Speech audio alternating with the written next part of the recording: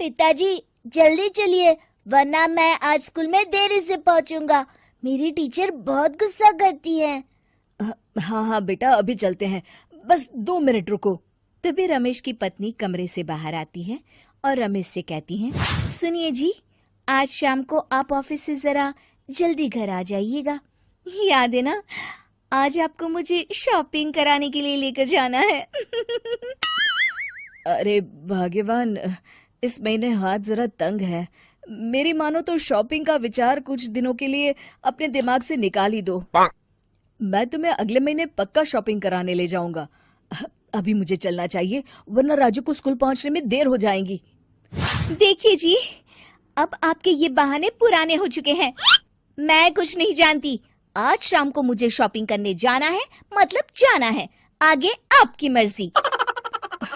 अच्छा ठीक है भाग्यवान, अब तुम पूरा घर सर पर मत उठाओ, मैं कुछ करता हूँ। इतना कहकर रमेश अपने बेटे राजू को लेकर वहां से चला जाता है। घर से निकलने के लिए रमेश जैसे ही अपनी मोटरसाइकिल शुरू करता है, तभी उसकी माँ उसे आवाज देकर कहती है, अरे रमेश, आज शाम को मुझे कुछ पैसे दे देना। याद है ना, मैंने तुझसे कहा था कि मुझे मंदिर में चढ़ावा चढ़ाना है। अरे माँ, मेरी तनख्वाह आने में अभी 10 दिन बचे हैं। अभी मेरे पास बिल्कुल पैसे नहीं है। हाँ, मेरी तनख्वाह मिलते ही मैं तुम्हें पैसे दे दूंगा।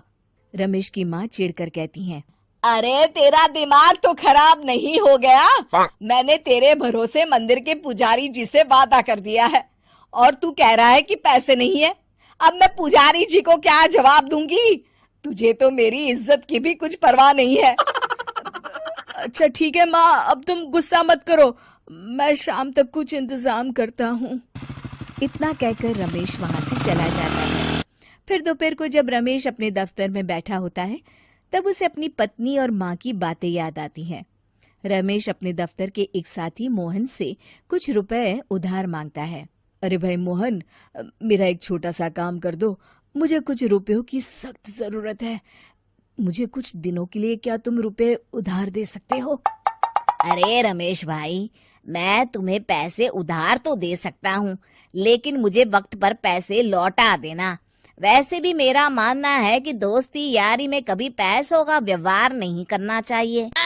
ये कहावत तो तुमने सुनी ही होगी कि उधार प्रेम की कैंची है। मैं नहीं चाहता कि पैसों को लेकर हमारा रिश्ता खराब हो। अरे मोहन, तुम बिल्कुल चिंता मत करो, मैं तुम्हारे पैसे वक्त पर लौटा दूंगा। फिर मोहन रमेश को पैसे दे देता है। शाम को घर आकर रमेश कुछ पैसे अपनी माँ को देता है और साथ ही अपनी पत्नी को भी शॉपिंग कराने बाजार लेकर जाता है। रमेश की पत्नी और उसकी माँ का स्वभाव जरूरत से ज्यादा खर्चीला होने के कारण दोनों हमेशा बेवजह पैसे खर्च करती हैं। फिर एक दिन, सुनिए जी, अगले हफ्ते हमने छुट्टियों में कहीं बाहर जाने का प्लान बनाया था। आपने पैसों का इंतजाम कर लिया ना? अरे अभी कहाँ, अभी तो मेरे पास बिल्कुल पैसे नहीं है। हम कभी और चले जाएंगे। देखिए जी, मैंने सभी सहेलियों से कह दिया है कि मैं बाहर घूमने जा रही हूँ। अगर मैं नहीं गई तो सब मुझ पर हंसेंगी। आप कहीं से भी पैसों का इंतजाम कीजिए जी। इतना कहकर रमेश की पत्नी वहां से चली जाती है।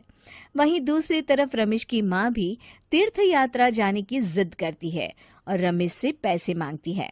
फिर अगले दिन रमेश एक सेठ से पैसे उधार लेकर अपनी पत्नी और बेटे को घुमाने ले जाता है और अपनी माँ को भी तीर्थ यात्रा पर भेज देता है। लेकिन जैसे ही रमेश अपनी छुट्टियां बिताकर वापस आता है, कर्जदार उसका जीना मुश्किल कर देते हैं।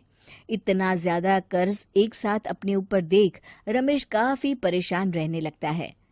फिर एक दिन राजू की स्कूल की फीस वक्त पर न भर पाने के कारण रमेश को स्कूल में बुलाया जाता है। स्कूल के प्रिंसिपल साहब रमेश को सख्त हिदायत देते हैं कि अगर वक्त पर स्कूल की फीस नहीं भरी गई तो उनके बेटे का नाम स्कूल से काट दिया जाएगा। अपने बेटे की स्कूल की फीस भरने के लिए रमेश अपने दोस्त गिरधारी से कुछ पैसे उधार ले लेता है और स्कूल की फीस भर देता है। रमेश की माँ और उसकी पत्नी खर्चे और घर की जिम्मेदारी संभालते संभालते धीरे धीरे रमेश पूरी तरह कर्ज में डूब जाता है और तभी एक दिन दफ्तर में काम करते समय रमेश की तबीयत अचानक बिगड़ जाती है और वो बेहोश होकर गिर पड़ता है। उसे जल्दी से पास के एक अस्पताल में भर्ती कराया जाता है। रमेश के घर वालों को ये बात पता चल जाती है तो वे सभी अस्पताल पहुंचते हैं। अस्पताल के डॉक्टर साहब उन्हें बताते हैं, देखिए, देर रात तक जागने और जरूरत से ज्यादा काम करने की वजह से इन्हें चक्कर आ गया था।